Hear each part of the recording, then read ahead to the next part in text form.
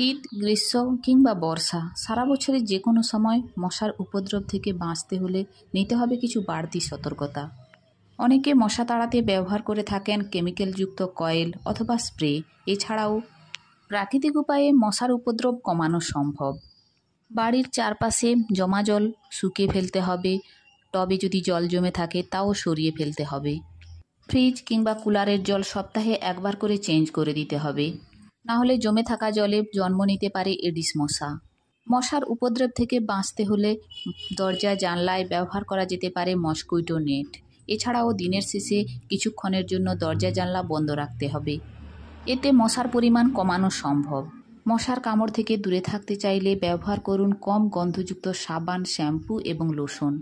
বিশেষজ্ঞদের মতে সাবান, শ্যাম্পু, লোশনের সুগন্ধ মশাকে আকৃষ্ট করে, ফলে বাড়ে মশার অত্যাচার। জোরালো বাতাস মশার উপদ্রব কমানো যায়, তাই বিশ্রামের সময় কিংবা বারান্দায় কিংবা উঠোনে বসার সময় স্ট্যান্ড ফ্যান ব্যবহার করুন। সরাসরি বাতাসে মশা স্থির থাকতে পারে না। মশা তাড়াতে বাড়ির চারপাশে লাগাতে পারেন পুদিনা, গাঁদা, তুলসী, লেমন গ্রাসের মতো গাছ। এই সমস্ত গাছের গন্ধ মশা সহ্য করতে পারে না, তাই এই ধরনের গাছ বাড়ির চারপাশে লাগালে মশার উপদ্রব কমবে।